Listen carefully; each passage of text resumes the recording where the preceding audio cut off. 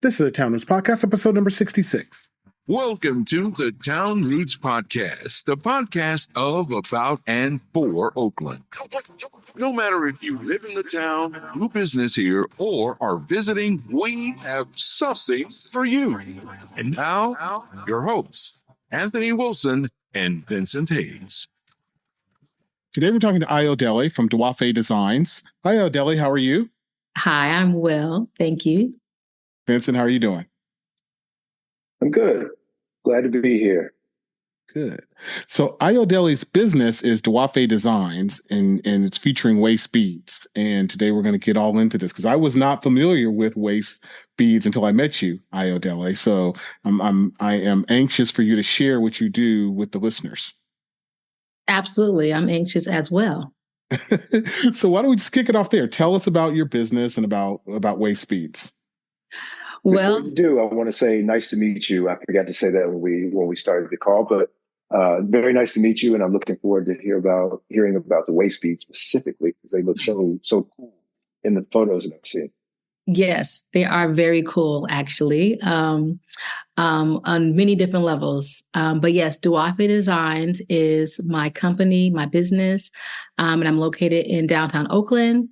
And my company is named Duafe Designs. It's the parent name for my company, which primarily centers around handmade goods that I create and make.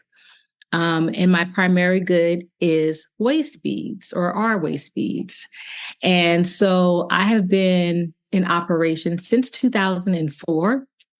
So I have been around for quite some time. And I actually started my business off making handmade goods like jewelry, home decor, clothing, handbags. And then I incorporated waist beads within about a year and a half after I formally started my business. But since then, I have been operating on my own as an entrepreneur, as a business owner. Actually, when I first started my business, I was still at my 9-to-5. So I was divvying up my time working in the day, through the night, and also mothering children. I have 3 children.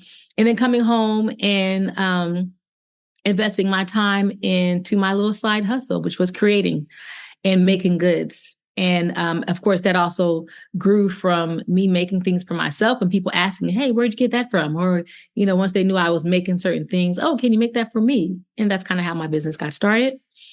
And then I enveloped waist beads into my business within, a short time after I established it, by way of people asking, making a call for me to actually make that particular good.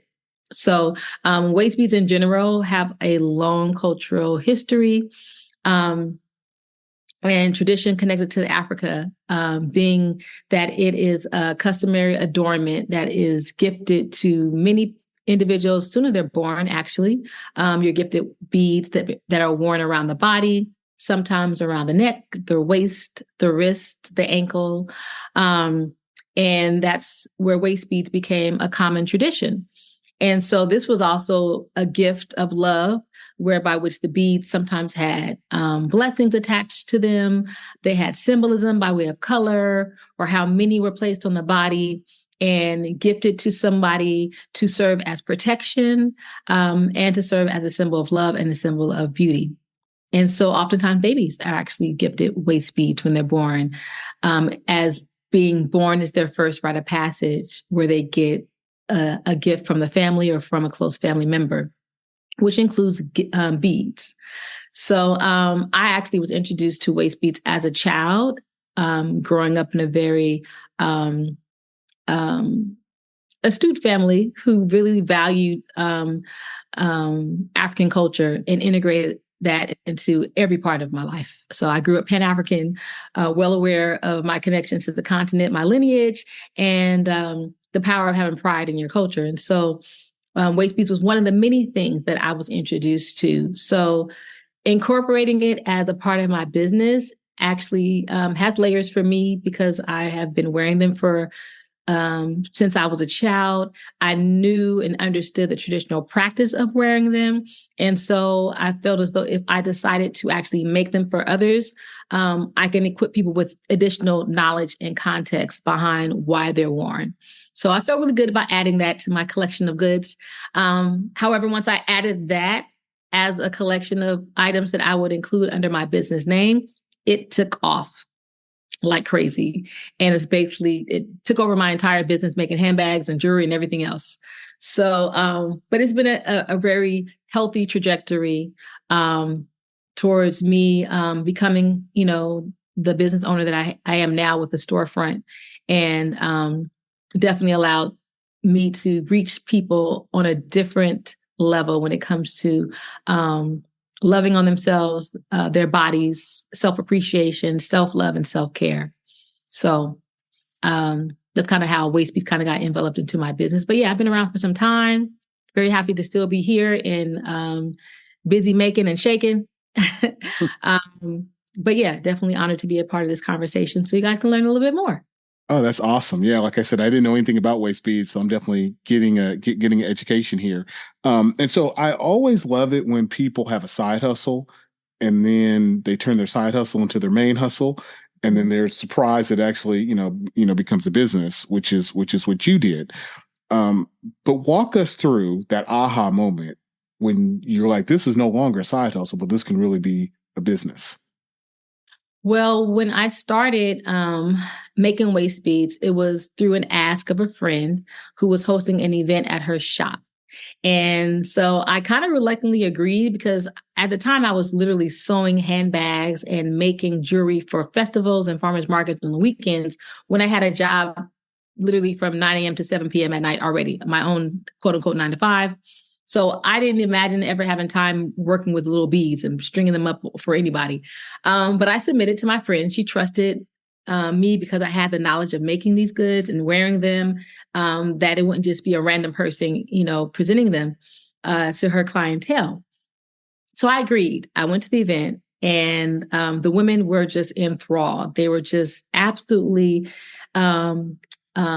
amazed by the traditional reasons why waist beads are worn, celebrating all body shapes and types worn by girls and women of all ages, and really elevating them to feel a sense of empowerment when it came to how they value themselves, how they value a beauty and what that feels and looks like, how they incorporate self-care and self-love into their lives, like daily medicine. And so I really brought this information and value to wearing waist beads with it. And so they wanted more. And so after the event, I was invited to do several more events based on what I introduced to them at that point in time. And it was actually a group of women who were around in their 50s, living their best life. Most of them retired, traveling, doing things they didn't have a chance to do when they were married or when they were caring for children. And so getting waist beads was like, it was like an interesting thing that celebrated themselves and their change and their journey as a woman. And so they would host these monthly events at their homes where there will be self-care, activities, they would break bread, et cetera. So they invited me every time. I could literally not leave an event without booking the next event. They would not let me leave their home. They're like, no, get your calendar out. Who's throwing the next party? We got to make sure she's there. And so each event brought new people, new faces, new interests. And that just kept on, bringing me to new spaces, new homes, and continuing teaching this education about waist beads, along with providing the service of applying them on the body. And so I did this for from 2004 to about 2013, again, while I still had another full-time job. And at that point, I was overwhelmed. I was absolutely exhausted. I was pregnant with my third child. I was working in the Oakland Unified School District as an after-school director. And I realized that in the position I was in, there was a ceiling. Like, I've always been a part of education in my career. But I just felt like at that time, where I was at, I could only go so far. And that meant so far financially, mostly. And now that my family had grown from the time I started my little business when I was pregnant with my first child to the time I was wholeheartedly invested in this side hustle plus my full-time job, going on my third child, it was just impossible for me to do everything. And there was so much demand for me. Like I couldn't be everywhere. I had to turn people down for events. I could not make enough product to satisfy people. I would leave events for people asking, oh God, when are you going to have this one back? Or when are you going to do this? I'm like, oh my God, I only have 2 hands. I can't do it. So I made the decision then in 2013, like, you know what, if there is any time for me to break away from this 9 to 5, this is it. Because I knew that if I invested 100% of my time working on my career to my business, then it would do nothing but grow. And I knew this was a fact because I was only giving it 20% of my time, and it was still giving me so much love and providing so much interest and demand that I was like, okay, it's nowhere but up that this can go if I just give it all my time and energy. And that's what I decided to do. I decided to resign from my position while I was pregnant, not being assured if I had medical care or not. And of course, those are the kind of things, the kind of questions you come to grips with when you're leaving a 9 to 5 job that gives you a check every 2 weeks. So there's a lot of risk at, jumping over the ledge into becoming a full-time entrepreneur and business owner where everything is dependent on you and your actions. But I knew that, knowing that my trajectory, my growth was going to be on my shoulders, I knew there was no way I could not win. And that was the best decision I ever made in my life, So I'm happy to have, grown through the ups and downs of the economy, from the downfall of the economy in the early 2000s, 2006, 2007, to going through a whole pandemic and still being alive and surviving. I'm like, okay, I have proven myself to be pandemic proof, economic proof, inflation proof. Because my business is aligned with wellness. It's aligned with healthcare. It's aligned with self-care. So it's more than just a product. It's a service and of me providing an outlet for women, respite for women to feel like they are enough, that they are worthy, that they are beautiful as they are, and not being defined or validated by anybody else. So that is what, in addition, comes with wearing of waist beads. When they're placed on the body, they don't come off until they've made their way over years and time and withered away. But people select waist beads in alignment with where they are in their life, what season they're in, what they're manifesting and calling for.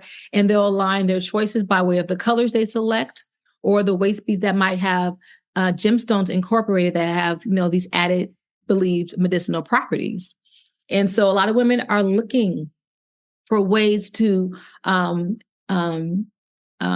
adversely change their lives in a positive direction when it comes to their personal health and state of mind. And so in this last maybe 2 decades, there's been a lot of attention on that, particularly how we self-care, how we self-love. And these beads being worn on the body is that daily reminder to not forget about, your personal needs. And so a lot of my conversation with my clients comes by way of consult, where it's not just I'm buying a product and I'm out. It's like, no, it comes with information. It comes with consultation. We dig deep into our personal lives as much as those who are willing to share will share, and kind of unpack like where we are in our lives. What are we doing to address our personal needs? Are we living truly in our purpose? Do I feel worthy of success? And can I achieve the goals that I set for myself, absent of all the people who need me and depend on me? So, we go to a lot of little channels when it comes to women and how we take care of families, we take care of everybody, but we seldom take care of ourselves. And then we find ourselves in these positions where we're depressed, where we are impacted health-wise, where we are in hospitals literally, fighting for our lives, because we live in a very cancerous environment, whether that's how we operate in very toxic spaces and places that don't welcome particularly Black women, or we're living and breathing in pollutive spaces, or bringing foods or things into our lives that actually are cancerous. So it's a very holistic approach how I look at my business and the products that I create, where I'm really pushing to improve the quality of life of of Black girls and women in my community. And I feel like we are the backbone. And, if we good, then everybody good. That is an amazing kind of telling or retelling of the experience and the impact that those waste beads have. Because I mean, the interesting thing is when I was doing a little bit of research on you, like I was immediately drawn to that, and so I can see how the clients that you have and friends and family members that have been clamoring for them have definitely had the same reaction. So I guess my first question for you is going to be, like, you were in the midst of doing a lot of other kind of making of goods. And so what was your reaction to the fact that, like, the waist beads took off and you initially started with a passion around, handbags and other goods. And so how did that make you feel some sort of way, if you will? Or how did you make that transition? Well, I actually welcomed the transition at first. When I thought of myself as more of just an entrepreneur, I thought of myself as a brand. And as a parent company under Duafe Designs, I wanted to eventually have under my name and label waist beads by Ayodele, jewelry by Ayodele, handbags by Ayodele, home decor by Ayodele. So it did fit somewhere in the package. Now, I was a little naive to understand how great of an impact that waist beads were going to become to individuals, and then therefore my business, meaning how much time I needed to invest in just this particular department of my business. So I wasn't prepared for that. And a lot of people who I won over as clients making jewelry and handbags longed for me to, continue making those goods as well. And so I had to try to create as much of a balance as possible, which was very challenging in the beginning, where I was the maker of everything, and to have time allocated to make handbags. And I wasn't only just making handbags, I was creating my own patterns. I was cutting and sourcing my own materials. I was doing the whole learning as I went. Like, I have some pretty good sewing skills, but much of which, would normally lend someone to having somebody else source to sew for you. And being limited with resources to acquire that, I just did everything myself. So as I evolved and continue to evolve as a business owner, I realized that it takes team to really grow and scale and do all that you want to do. And as a creator, it's very challenging because, as a creator and artist, I want to make and do everything all the time, but I just don't have the time to do that. But how do I look at myself as being able to grow and still, checking off those boxes as a person who is still following her passion and doing the things she loves?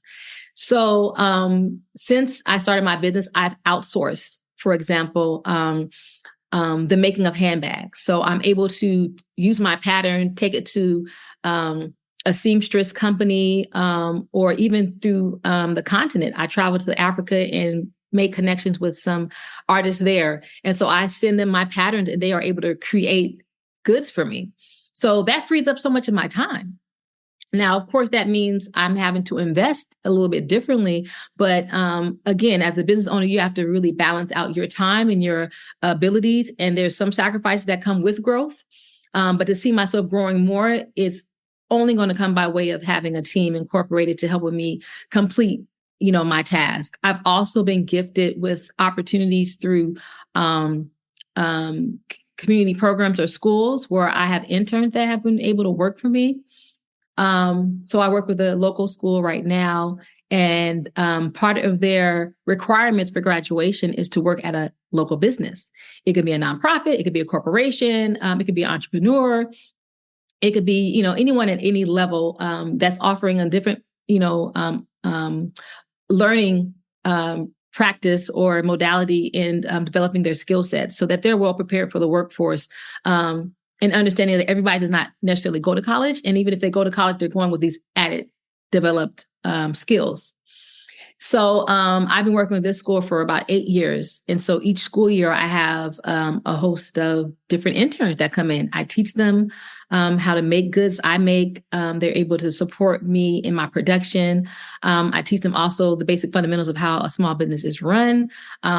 So they get to learn all type of facets and grow on their own, even some of which you've even started their own businesses. And I've kind of mentored them through that process. So there's been some added help that's come by way of, community relationships that I've built upon. And even it's just acquiring help. Like I've had to pay for help to come and help me. And so I have some workers that come regularly on the weekends, some during the week, to help me process orders, to make goods, to prepare for the events, and make sure I have inventory prepared and ready for customers when they come weekly. And sometimes you look at that like, wow, that's still more money going out paying for somebody else to perform a task. But if the task is not done, I can't make money, or the product is not complete, I can't make money off of it anyway. There is no percent off of zero. You can't make, you're going to make 0% off of zero. That's how it equates to. So I rather get, okay, out of 100%, I can make 70. I'm good with that. So, and that's where growth comes into play when it comes to scaling your business, because I realized I cannot do it all. I do see myself as being a mogul who, will likely limit access, or have limited access when it comes to like dealing with my customers, and that comes with growth. And sometimes growth is hard. I have people who are used to calling me on the phone and being able to reach me immediately, or being able to come without an appointment and just drop in. And things have changed where, there's processes to things now.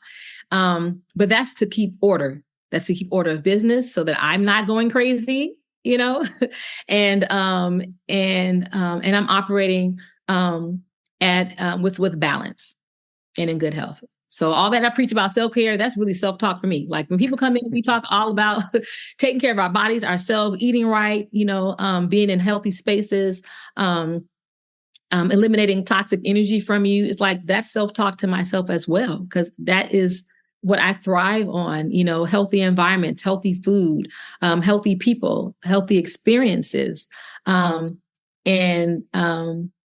see this as a really beautiful vehicle to shaping lives of girls and women in a very different way, that is very, very welcoming, because women like to be adorned. We like to be feeling like we are princesses, that we are queens, that we are goddesses.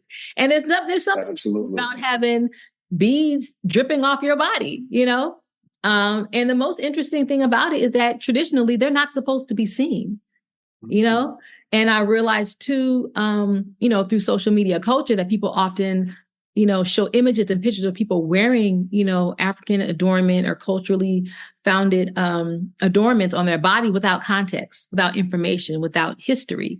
And so people redefine the history. They create their own narrative as to why they should be worn.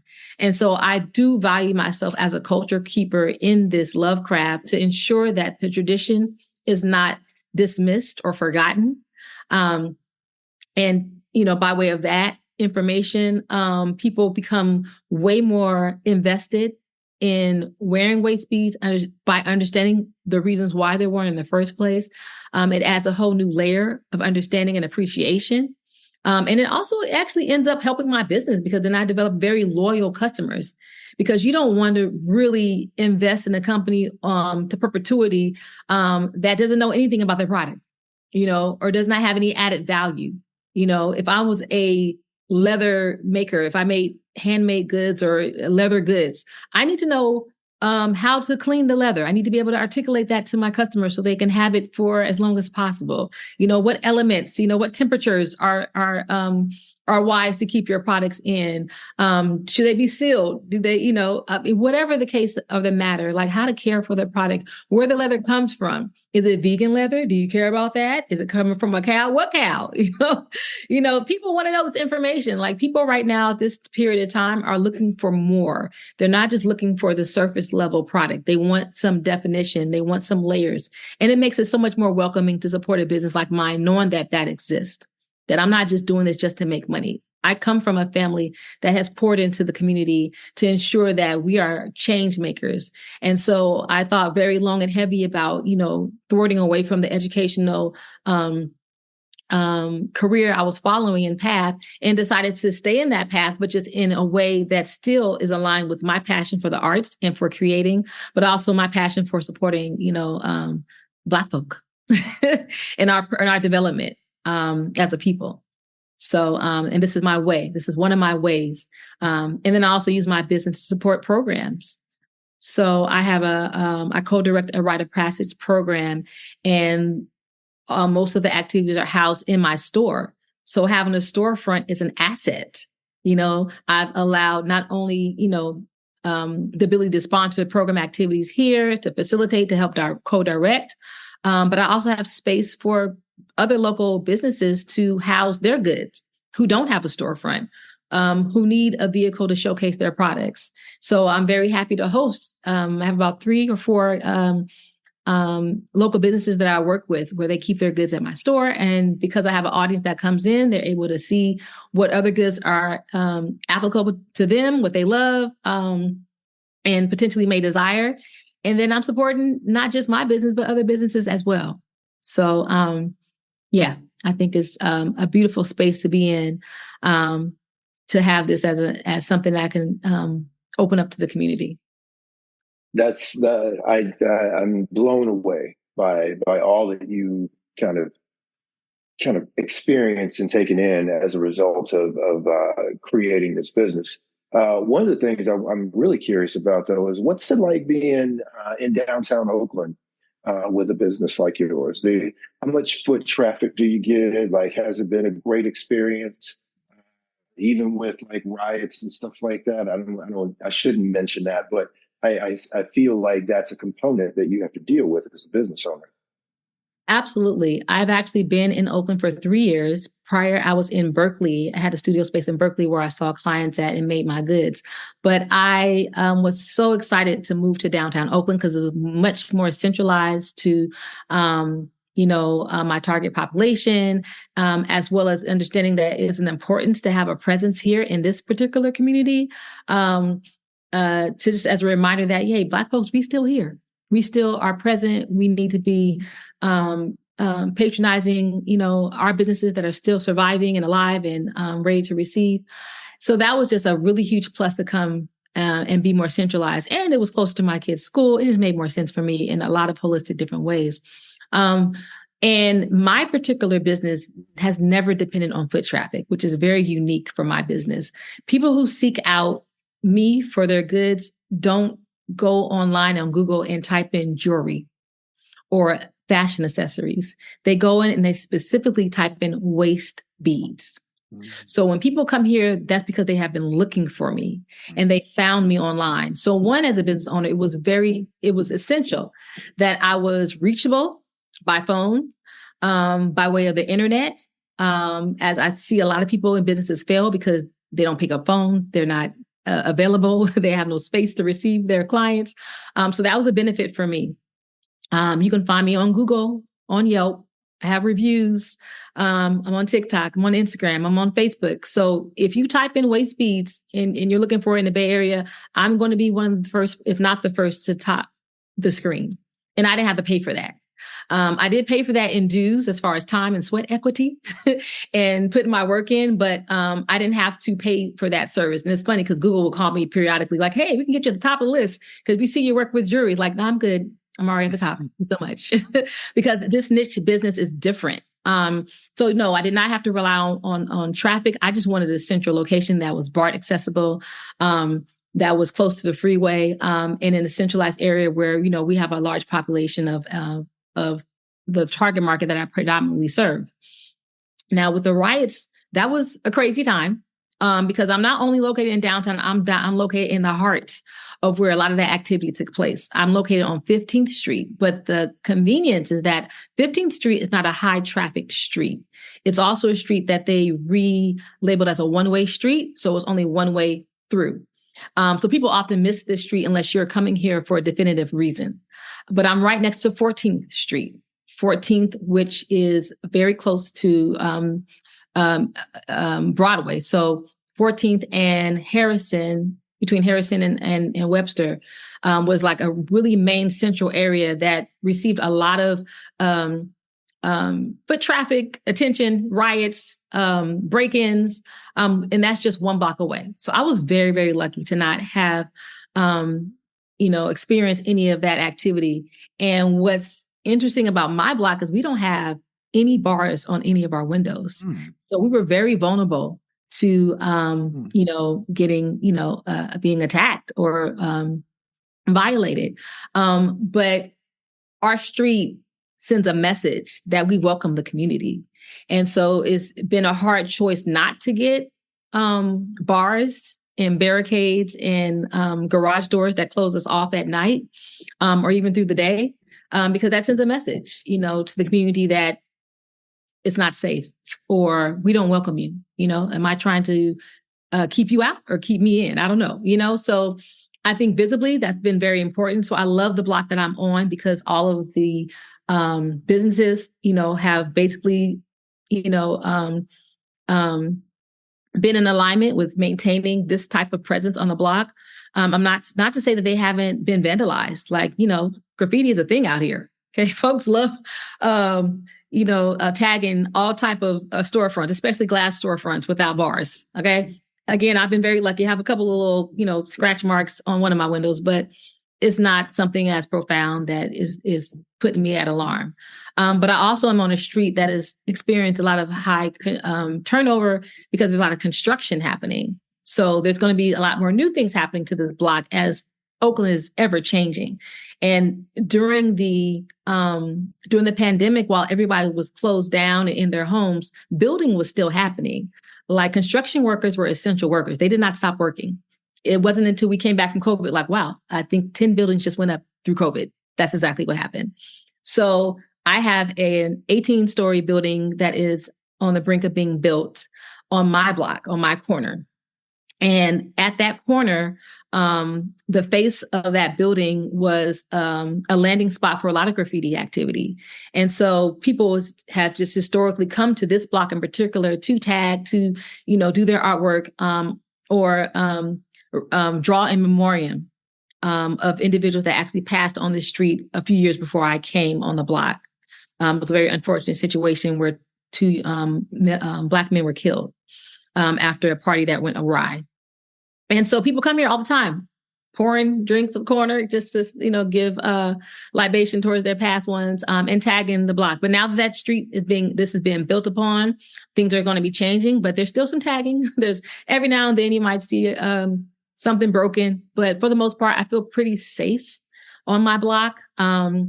And I want to stay here. I don't want to have to relocate anywhere.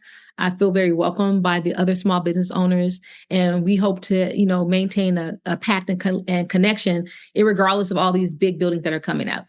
And so this 18-story building is going to house 230 plus new units, housing units. And I'm pretty sure most of them will not look like me. So again, foot traffic is great, but I don't totally depend on that. But that does spell maybe some growth because I do have things in my store that can apply and to anybody who may walk in and want to buy gifts. I do sell things outside of Waste Beads in my store. But yeah, just bracing for what changes are going to happen. Less parking. There's no new parking coming with this new building, but we have a lot more people. So this is going to be interesting, but holistically, Oakland has treated me very well. I love being in downtown. I love being accessible, and I love the energy. And I'm actually also located in the African American Arts District, which is also unique. So this is a place you would want to be as a Black-owned business. And so they're rebuilding their collaborative efforts to make sure that we have a long stay in this area. And although we've been labeled as the African American Arts District, what's happening with that? How is the city council supporting that and ensuring that, we have longevity here as well, and we're supported holistically. So we'll see where that leads. But I'm happy to be a part of that coalition, as I'll just put it that way. No, that sounds great, Ayodele. Hey, I wanted to go back and ask you something that you mentioned earlier. When you got started, you were doing these parties for women, private parties in their homes. And it sounds like a lot of women didn't really know about waste beads, so you were doing a lot of education. And then, the education then turned into someone becoming a customer. So tell me, after someone's been educated, and they become a customer, what's the best compliment you got from somebody? Wow.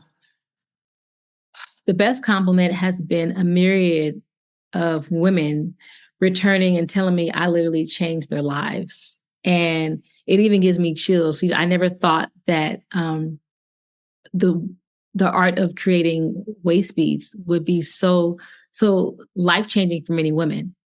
And so I guess deducting from that, the best compliment someone has told me is that I'm a healer. And I was like, a healer, I didn't really see myself in the healing space. But as I dissected kind of, the conversations I've had with so many women, the type of resource I have become to them, how they have adopted the practice of loving on themselves or caring for themselves in a different way, in different light, just through my information, the knowledge and history that I shared, and friendship. Because I really look at my customers as family. Like, that's another relationship I've built a lot of loyalty with, because I really literally look at my customer and treat them like they're my own family. But yeah, to come to receive, a compliment suggesting or saying that I'm a healer has been phenomenal for me in understanding that my work is valued, that there is space for me, that there is reason behind what I'm doing that has so many more positive layers.